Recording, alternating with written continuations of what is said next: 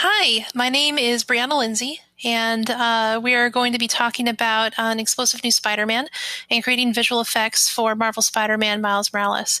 I'm one of the lead effects artists at Insomniac Games, and I got to work on this project, and I'm really delighted to be here talking today with you about some of the effects that we made for this game. So this talk has a couple of themes. Some of them were one of the ones that we intended right from the start was finding a voice for your hero through visual effects and really telling their story and making them unique. An explosive new Spider-Man. So an explosive new Spider-Man was one of the pillars of this game, and it's something that the effects team really glommed onto. We found a lot of fun in making Miles our own hero and finding ways to differentiate him from the hero of the 2018 game Marvel Spider-Man. Another pillar of this talk is technical tips and tricks that we learned working on a cross-generation game. So there were a lot of things that we picked up along the way in terms of learnings when it comes to pushing next-gen visual effects, as well as working on a cross-generation title, working on something that had to be on both the PlayStation 4 and PlayStation 5. And the last theme was something that kind of evolved as I was working on this talk. And that one is really pushing forward through the unknown, taking risks, and working together to create something new and great. There were a number of effects that, when we were starting to work on this game, we weren't entirely sure how we were going to pull them off. And I really feel like we learned a lot by taking a risk, by challenging ourselves, and by pushing forward through the unknown. And it was really wonderful to be able to work on that. So I'm going to give you a quick overview of this talk. During our time together, we're going to be talking about Miles's powers. That includes his venom powers. So that's his bioelectricity that generates within himself. That's also his camouflage ability. So his camouflage is when he turns invisible. We're also going to touch on creating spectacle. So spectacle is a really important part of this game. And it's something that we sort of had to work together as a visual effects team to push. We're also going to be talking about the enemy powers. That includes programmable matter. So Miles, as his own explosive new Spider-Man, needs explosive villains to be able to fight. We're also going to be talking about his webs. So Spider-Man isn't really Spider-Man without his webs, and I thought it would be important for us to talk about that. We're also going to be talking about an all-new accessible game. We had a philosophy of anyone can wear the mask while working on Spider-Man. And as an effects department, we were really able to make a big difference for players with visual and cognitive needs with our contrast options. And lastly, we're just going to talk about challenges for a new generation and some of the learnings and takeaways that we had while working on this project. So let's get into it. Let's start talking about Miles' venom powers. They're central to the character and a part of the pillar of creating an amazing new Spider-Man. So this is our next generation shot that we made for the PS5 reveal. And this is in the scene, we see Miles draining electricity from an overloading reactor. And as the camera moves across his arm, we see his suit peel away as his arm flashes with electricity. And as the camera continues, his mask eventually disintegrates as well, revealing who he is to the player. And for these shots, we really had to figure out creating a soft body simulation pipeline, just so that we could get that suit disintegrating and coming apart. We also had to figure out how we're going to get that X-ray kind of effect on his skin, so you can kind of see his bones and his viscera through that. We also had to work on the glass particles flying at the camera, and of course the suit burning up.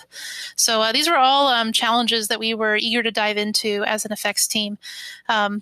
So when we kind of started on this was really just a pitch on paper. We had this really beautiful script that was written for this that honestly sent chills down my spine.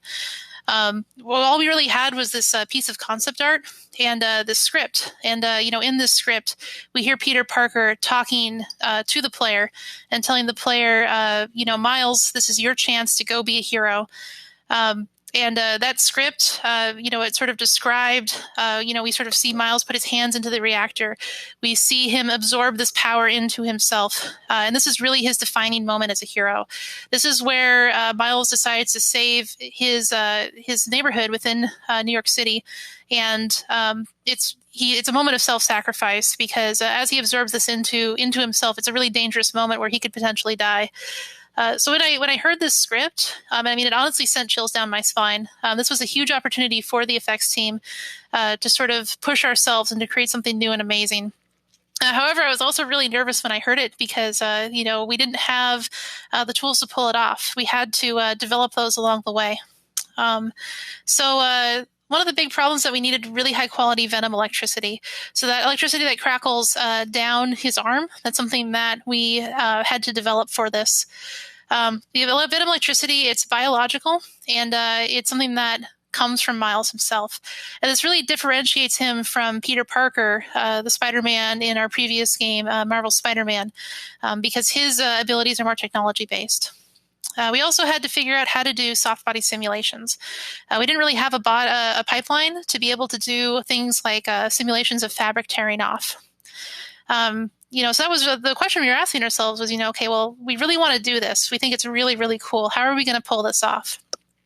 So just so everybody watching at home understands, when it comes to this shot, the effects team was responsible for a great deal of it. When you remove the character from the equation, you can really kind of see the soft body simulation in question, as well as the glass particulates, the electricity that kind of crawls down. We need to do that for both arms, of course. And since I took the character out, you can't see it, but there's also that sort of X-ray effect that's going on the character, so you can kind of see his bones and his viscera inside of his body, because it's really important for Miles as a character that this is coming from him.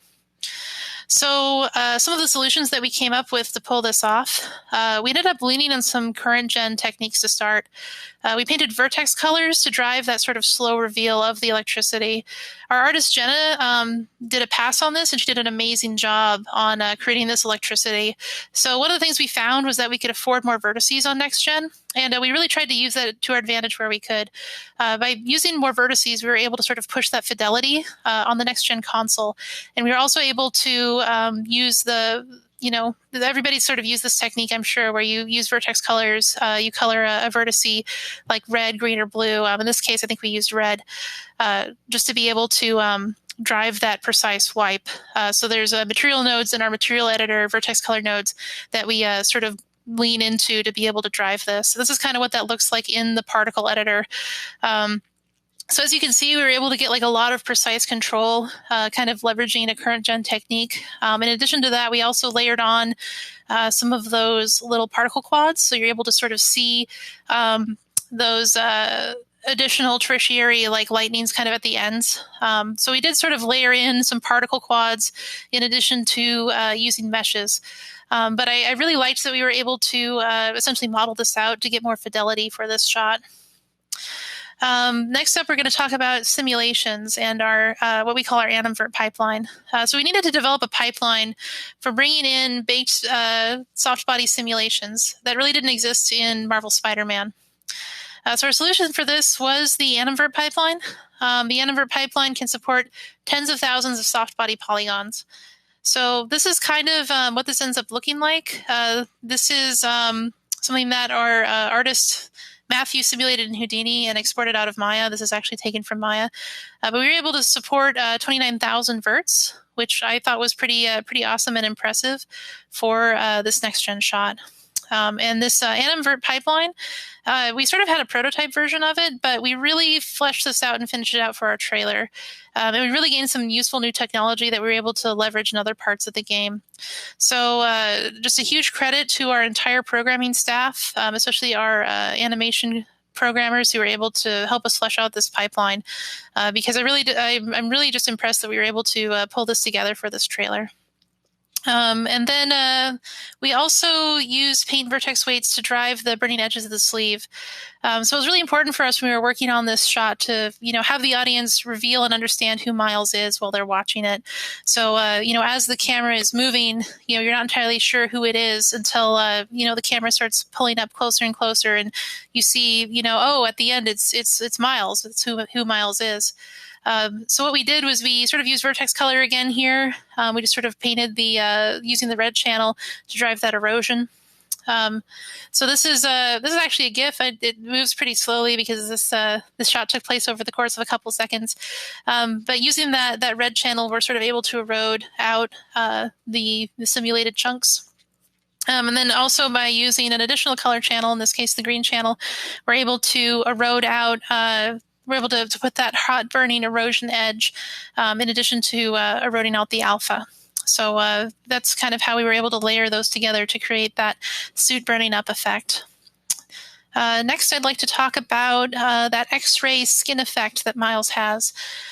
So this is a sort of a rotating GIF of his arm meshes, and it sort of highlights his bones and tissue and viscera. And these sort of reveal in that sequence. They kind of flash on at certain points. And we drove this through something called parallax occlusion maps. But this was a really important part of expressing who Miles is as a character through visual effects. Because this is really a power that's coming from inside of him. We thought it was important that, the audience and the viewer be able to see inside of him. So this is his skin texture that we use to drive those parallax occlusion maps. This is sort of a current gen technique. I'm sure many of you have used gray packs before. I've also heard this called texture packing, but it's simply where you put different materials inside of your red, green, and blue channels because you really only care about that black and white information on those channels. So basically, we use parallax occlusion mapping for bones and veins. That's essentially kind of like a height map that doesn't displace the surface of an object. We use it to fake depth. It technically uses ray marching, and it is expensive. And it's sort of painted and authored like height maps. But parallax occlusion maps, you essentially want to use these any time where you really want to get that sort of fake depth. It's really good for kind of pushing downwards.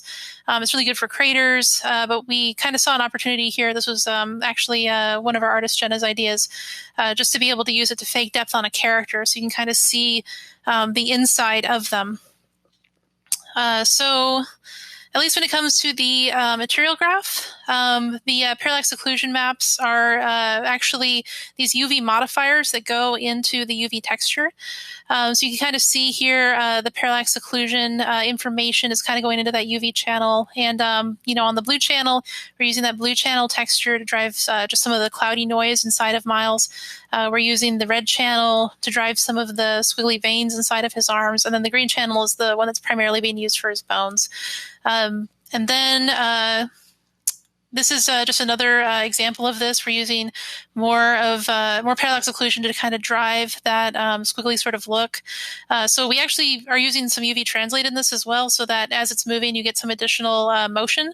So you can kind of see that UV parallax occlusion UV modifier sort of feeding into the UV translate nodes on the bottom. And this is just a really useful technique to kind of get some additional motion into the depth just by using some UV translate nodes to sort of get that additional motion. Next, I kind of want to talk about Mega Venom Blast. So this is sort of the penultimate venom power that Miles has. And it was really important to us as we were working on this that it looked like the comic books. It's also biological in nature, so this is something that comes from inside of Miles. This differentiates him from Peter Parker, who uses more technical gadgets. It was important for us that it felt web-like. So this is something that is Spider-Man's electricity. This is not, Electro's electricity. This isn't the electricity of some other hero. It also needs to work in 360 degrees. So we really need to be able to see this mesh in gameplay. And this is really the ultimate in Miles's powers and the expression of himself. And it really needs to support our game pillar of an explosive new Spider-Man. So this was one of my favorite pieces of art of Mega Venom Blast from the Marvel Comics. You can kind of see here it has that really nice sort of graphical look. Spider-Man is just in the air, and as he's letting this power out of himself, it sort of explodes into this web shape. And this was a really powerful image. And, it's really a challenge when you're looking at something like this. It obviously works really well in the 2D sort of graphic state. But, the question we have to ask ourselves as real-time effects artists is, okay, well, this is wonderful. I love looking at this. How do I get this to translate into 3 dimensions? So this was the one that we ended up having in the end on our game. As you can see, it goes out in 360 degrees. We have a little electricity on Miles, and then he jumps up in the air and he does this Mega Venom Blast. It does have that kind of web shape to it. We layer in a couple of different particle quads as well as this large venom mesh that we use to sort of drive that look. So this is sort of what that looks like in our editor. And as you can see, we use quads, sparks. We have an effects light on there. I believe on the PlayStation 5 version, that light is also a shadow caster. But we have all these elements sort of working together along with this 360-degree web mesh. So when you look at the mesh by itself, when you isolate that, this is really the heart of Mega Venom Blast and that explosion. And it's driven by this this mesh that we used, and we found that we could use more vertices on next gen especially. But it's driven by this mesh, and it's driven by a material sort of coursing through it. At the end of the day, I mean, it's a relatively simple technique, but what makes it effective is that we have more fidelity on this mesh than what we could have on previous generations. So this is what that looks like in Maya. This is just the mesh in question from Maya. And really, we kind of find on next generation platforms that we can utilize meshes more thoroughly. And I'm really hoping that for anyone looking at home, just wondering how can I push visual effects for the next generation, that you consider just using more meshes. You can probably get more fidelity in your visuals that way. The other benefit to building effects in this way is that it also sort of minimizes overdraw. So when you have more of this negative space that's actually negative space and not just alphaing out on materials, it kind of saves performance in a different way. I mean, it is more expensive on the vertice side, but you're not really paying those overdraw costs that you would pay if this was all quads. Next, I want to talk about the Venom sleeve. So one of the things that we had to figure out was having electricity crawl down Miles's arm. And it was really important that it felt biological, that it was kind of, inside of him, that it was coming from him. So this is different from Peter's technical gadgets. So Miles, as his own Spider-Man, he is sort of generating the power from within, whereas Peter Parker creates gadgets. So we really had to ask ourselves, how can we get this Venom electricity that comes from within Miles Morales working on all of his suits, and how can we get it looking good? Because one consideration with the Spider-Man games is that the player can unlock different suits. They all have different silhouettes and different shapes to them. So we really needed something that would fit very, very closely. Basically be inside of the mesh, as well as give us that fidelity across different suits. So I think this is one of my favorite examples of the Venom sleeve in action. This is kind of right before that large reactor shot that we already talked about. But here Miles is absorbing that reactor energy into himself. And we also sort of use color as storytelling in here. This was actually one of our artists, Jenna's idea. But as Miles is taking this blue new form electricity into himself, it changes into yellow Venom electricity as he gets mastery over it. Some other details in here that I really liked that we did. If you look closely at his rib cage, you might see like a bit of a silhouette of a rib cage in there. Also, his skin is kind of flashing again with some parallax occlusion. You can kind of see hints at his skull, just to sort of give that feeling of, this is really affecting him, and this is a really big moment in the narrative as his moment of sacrifice. So the way that we sort of did the Venom sleeve, we created this mesh that goes over all of Spider-Man's suits. So, it's something that our character team ended up modeling and skinning and implementing on all of the different suits. Then we just sort of had a universal texture and material set with different wipes that sort of applied to all of those same meshes. We also worked with our gameplay team so that this suit isn't technically on all the time, mostly because we found that it got expensive to have all that alpha on the character at all times. So our gameplay team very cleverly put this into look groups so that we were able to turn this on when we needed to and turned it off when we didn't need it. This is kind of similar to the parallax occlusion maps with like the bones and the viscera. We used a gray pack texture here to drive the different veins for the Venom sleeve reveal. So that was just really beneficial because as this was a cross-platform title, we found that texture memory is still a concern on PS4 especially. But this was still a useful technique on PS5 as well. So we basically split those different visceral channels out into, we use our red, green, and blue channels separately. And here we have the mirrored texture kind of being split, and we can sort of select the left and the right side of it. And then here are sort of the controls that sort of drive that wipe. The progression node in the bottom left, that's sort of the main driver that we use most of the time for driving this reveal over time. It's exposed to your gameplay team, who has control over how fast or slow that needs to be, depending on when and where we're using it. We also have some additional knobs in here for some key moments where we need to tweak the speed of Venom. So another thing that we did within the Venom sleeve that we found to be very beneficial was using a displacement, just a little bit of displacement to prevent clipping. So that was kind of helpful to ensure that the sleeve works on all of Miles' suits. So, anytime he bends his elbow or deforms his shoulder, by offsetting a little bit in the material and by pushing it a little bit toward the camera, we're really able to prevent any clipping and to make sure that this is properly visible at all times. Another place where this is useful is also in the fingers, just because there might be a lot of clipping there. All right, so thanks for talking with me about Venom powers. Now we're going to move on to camouflage and invisibility, which is another one of Miles's key powers. So this is an early piece of concept art. This kind of shows Miles turning invisible. So there's a lot of things in here that we ended up using in the final version of camouflage. Things like the fact that he's tinted a little bit blue. He's invisible, of course. He has a Fresnel on him. He has the chromatic aberration inside of his body. We didn't end up using everything in here. We didn't make, the enemies red. We didn't really do like a full screen effect like what's in this concept. But a lot of these early ideas did end up making it into the game. And this is the in-game version. So this is sort of where Miles turns fully invisible. And this basically took us 3 different materials to pull off. The chromatic aberration that was in that earlier concept is something that you can also see here. So you can really see that the green and the red channels, especially if you look at the windows in the distance through Miles, you can really kind of see that those are a little bit offset from each other. And you can also kind of see that a bit on the snow through his legs, but I think it's most prominent on those windows.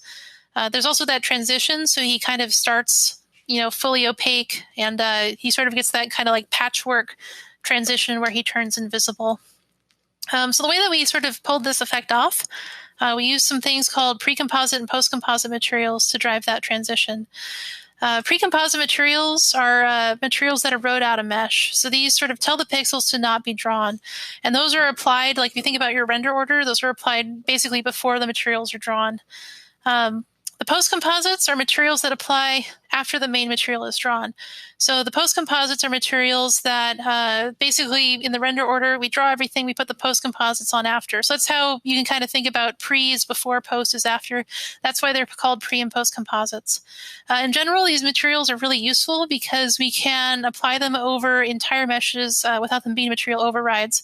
So they're reusable. We can put them on all sorts of objects in the game. They're something that we utilize a lot in our workflows. And the camouflage effect, it required both a pre and post composite shader, where after the transition is complete, then we go to a complete material swap. I'm going to take a sip of water. So this is the pre-composite material. You can kind of see the alpha erodes out. It erodes out the mesh before the pixels are fully drawn. So with the pre-composite, this is sort of a yes, no, is there, is not there kind of setup. We don't really have like shades of gray with it, and that's just sort of because of where it sort of comes in the material rendering order. However, it's still really useful for cases like this where we want to fully erode out somebody. This was the post-composite material. You'll notice that the erosion pattern on it, this mirrors the erosion pattern in the pre-composite material. So they're basically the same, except the post-composite is, inverse. So as the pre-composite erodes out, the post-composite erodes in. And it contains similar shading information to the main shader that has that chromatic aberration in it. It's blue, it has that Fresnel. The math is basically the same between those two, except the post-composite also has that erosion information because it's used for that transition between the solid and the invisible state. Once the erosion is complete, we do a swap at that point for the main invisibility shader. And the reason why we do that is because having the pre and post composite shaders is more expensive.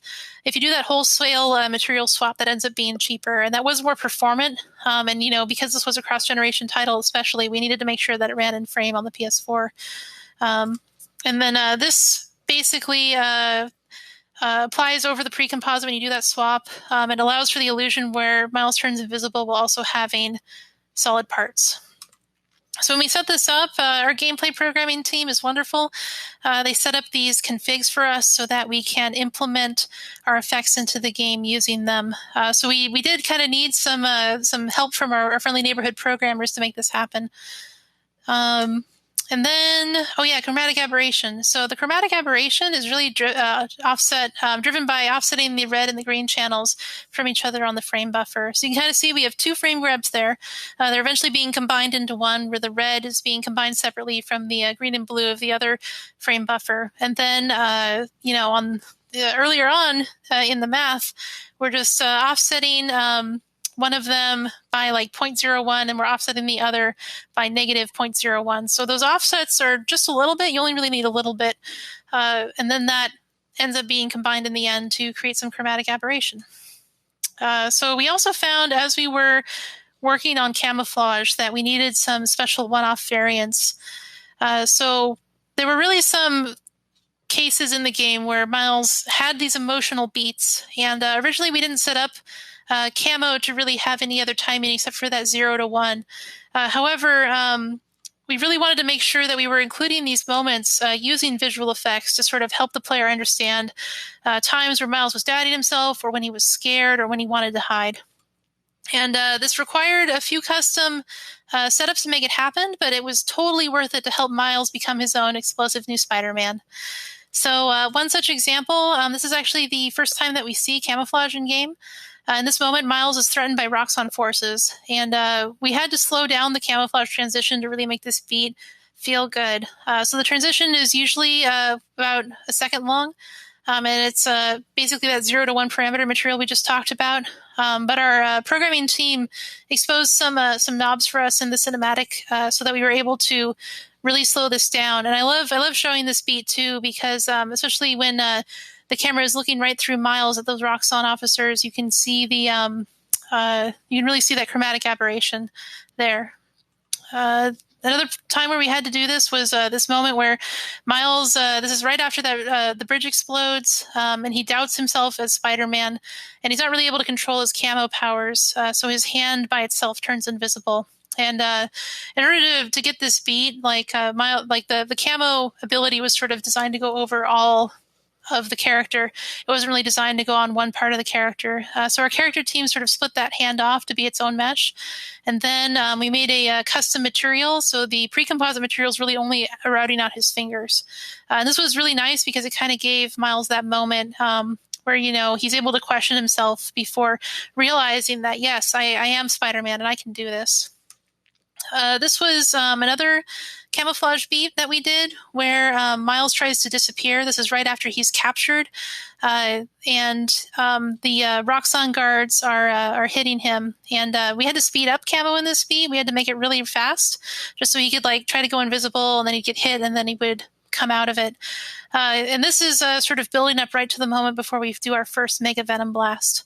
So it was a really fun beat to work on. All right, next we're going to talk about creating spectacle.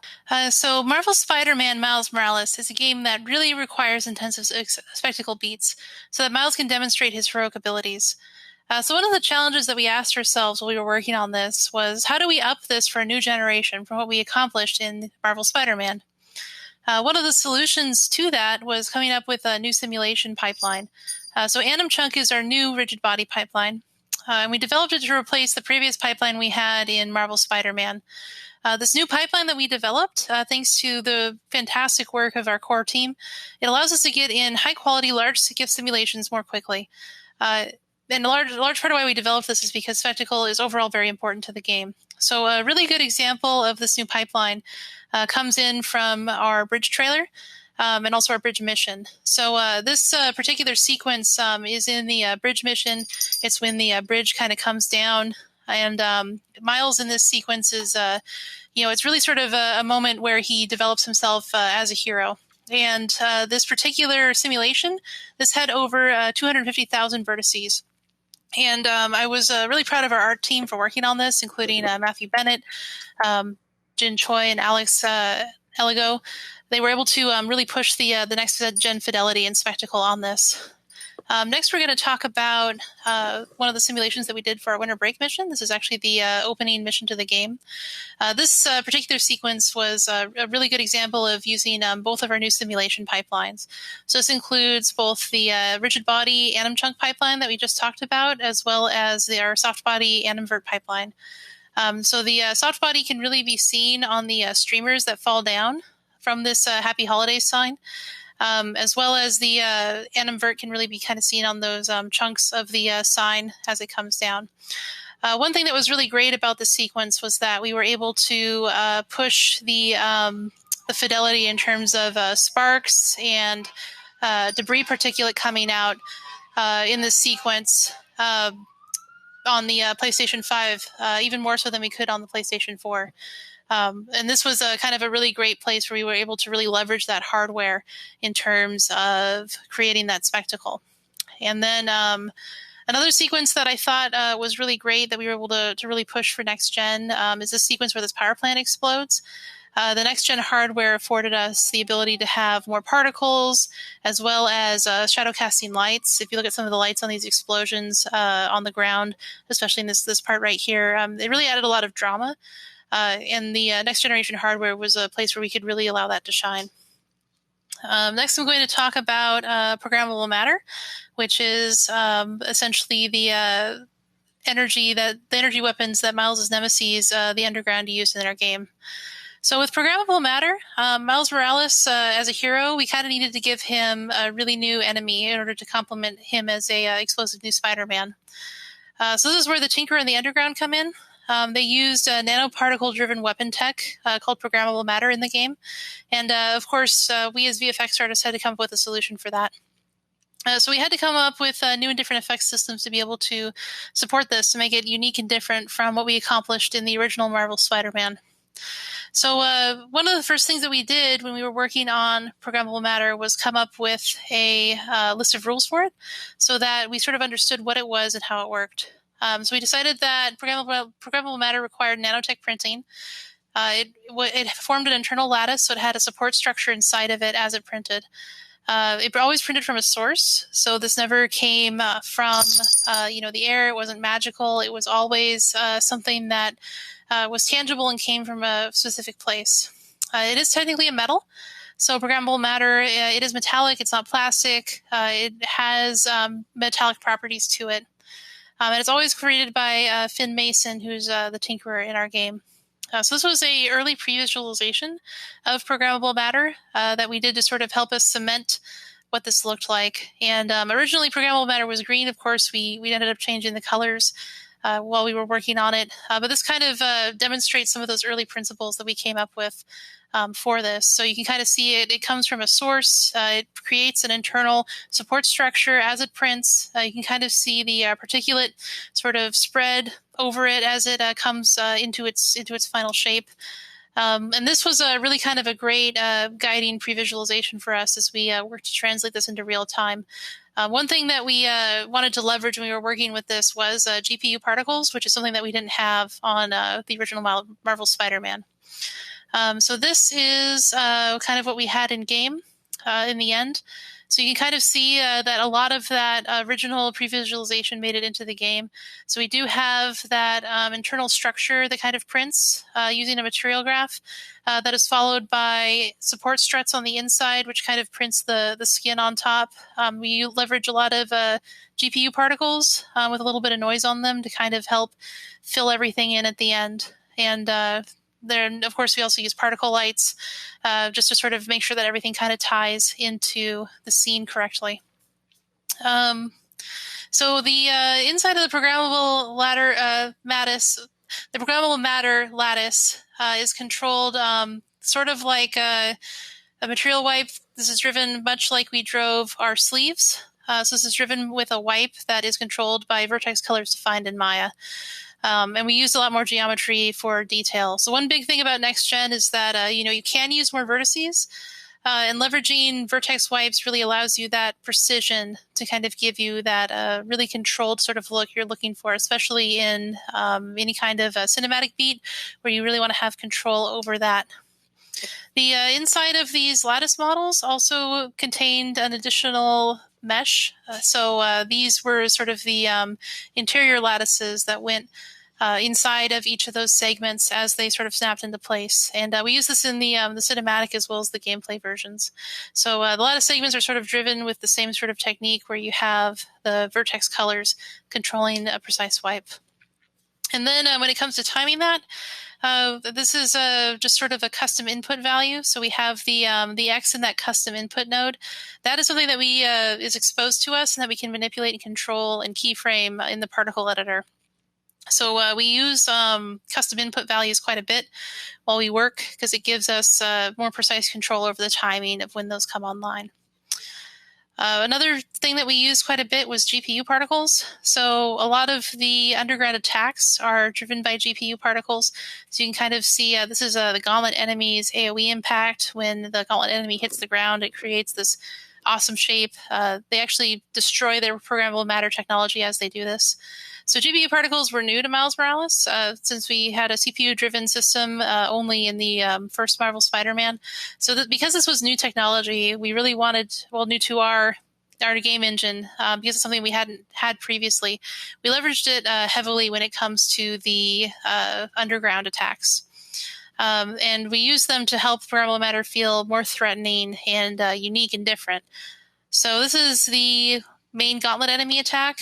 You can kind of see that he jumps up in the air and he punches the ground. He breaks his Gauntlet mesh and he reprints it using one of those detailed material wipes. And another thing that we used in here, if you look at this, you can kind of see that it has a mesh that distorts and it creates some really awesome looking shapes as it spreads out as a shockwave. And it's really using GPU particles in this instance helped to make it feel a lot more unique versus what we had in our previous game. Next, I want to talk about webs. You can't really have Spider-Man without webs, so I thought it would be important to talk about that. So with webs, webs are one of the things that make Spider-Man Spider-Man. Peter and Miles share webs, and we didn't really change these much from Marvel Spider-Man.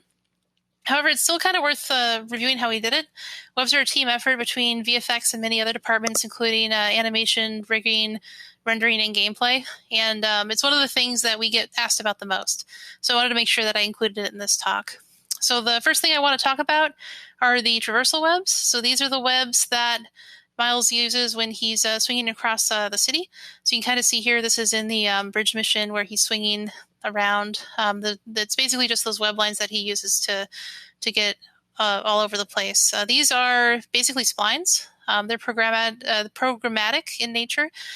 On the effects team, what we do is we control the shader material that goes over the webs, as well as the web knots that are placed over the spline. So with the traversal webs, the knots are basically meshes that are placed procedurally across that spline. And then the web line itself is programmatic. So we didn't really adjust this much from Marvel Spider-Man, but I still think it's a pretty cool system and worth talking about. Another web system I wanted to talk about are the web jackets.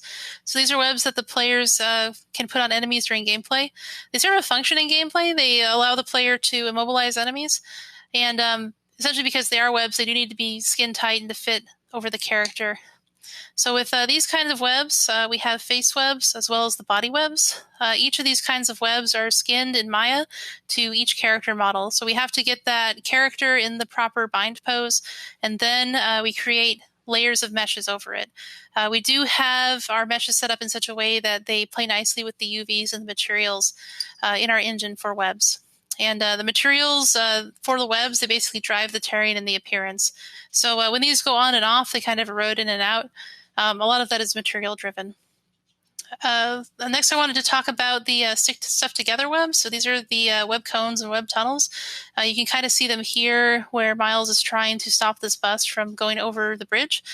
He places a number of web tunnels on the bus. These are, we kind of call them stick stuff together webs. But they're really sort of a collaborative effort between departments. When we create these, they're modeled in Maya using a custom tool set up for creating them. The materials are then applied in engine to these. And after that, they're rigged and animated by our tech animation and animation department.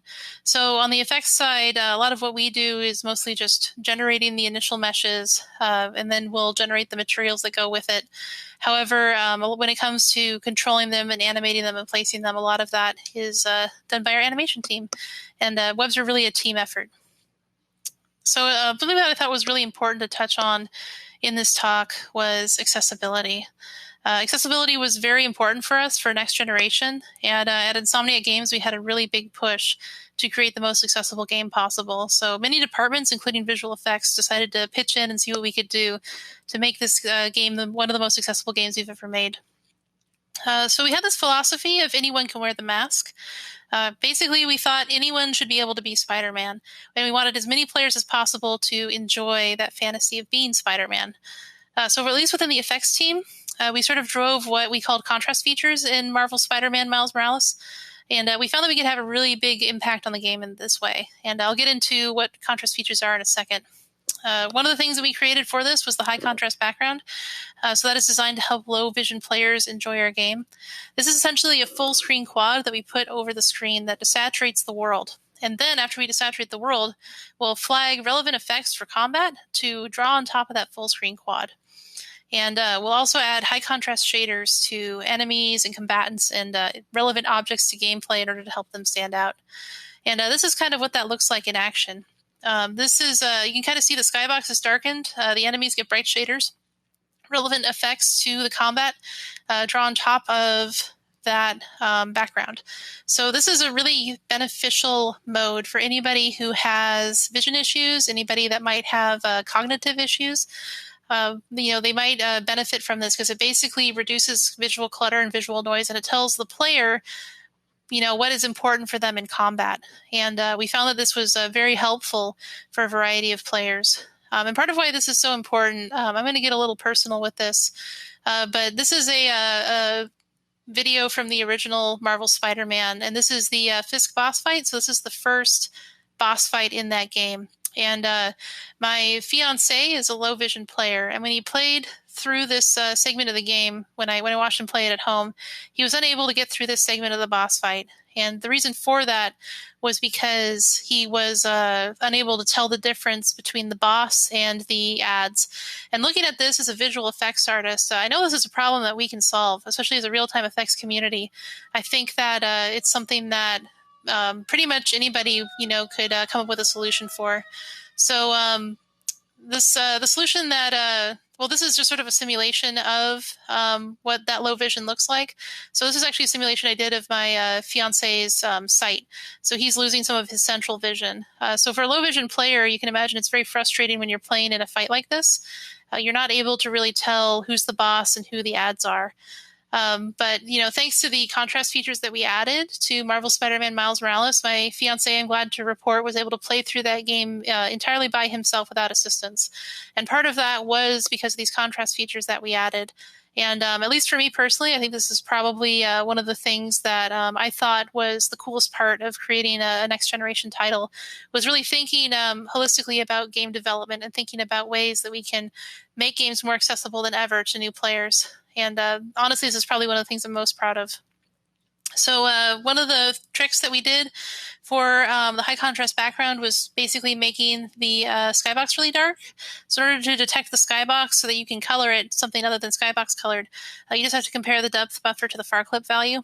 And you can just do a lerp, really easy. That darkens the skybox while keeping the foreground intact. So another thing that we did for this title was develop contrast shaders. So the contrast shaders are designed to be bright and easy to spot for low vision players. They're also customizable, so players can select different colors for ranged enemies versus melee enemies versus bosses. And it's really important to us, at least for our game, that players are able to distinguish those. Of course, everybody might have a different solution for their own titles. Worked for us in Spider-Man might not work for every game out there. So hopefully you can kind of look at this and think about ways that you could develop a similar mode for your own game. So the contrast shaders are sort of set up in a config file. And this is driven by our gameplay team, who is wonderful and set this up for us. And this ties into our UI for easy player customization. It was really important for us that the players were able to pick different colors and customize their experience. So lastly, I'm going to talk about some of the challenges we encountered for the new generation and some of the takeaways and learnings that we had.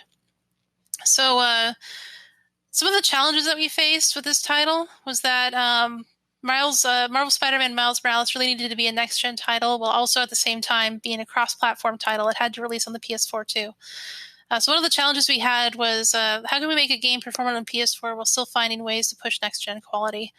One of the solutions that we came up with that was, I think, really helpful was that within our internal editor, we basically set it up so that we could split some of the particle emitters per platform. So in this example, this is actually a smoke emitter, and the smoke emitter is flagged to be PS5 only, and that's because we wanted this particular smoke to cast shadows, and it's disabled on the PS4. And there is a similar PS4 only emitter within this effects package that doesn't have shadows on it.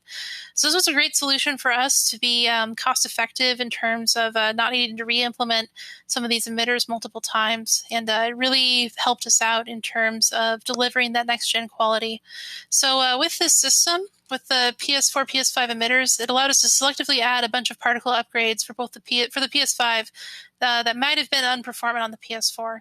So some of those included making more of our particles lit. We were able to afford more particle lighting on this generation, which definitely added more drama to our effects. More shadow casting particles, so those large columns of steam, we were able to have those cast shadows. We were also able to have more shadow casting particle lights. So those are, for instances, when you want to have a light inside of an effects package that casts a shadow. We could afford more of those and switch between the PS4 and the PS5. We were able to afford denser smoke and fires. So, in order to get things performant on the PS4, sometimes we couldn't afford quite as many embers or smoke as we wanted to, whereas on the PS5 we could afford more. So we leveraged that system in those cases. And we can also afford more GPU particles in some instances, which was wonderful.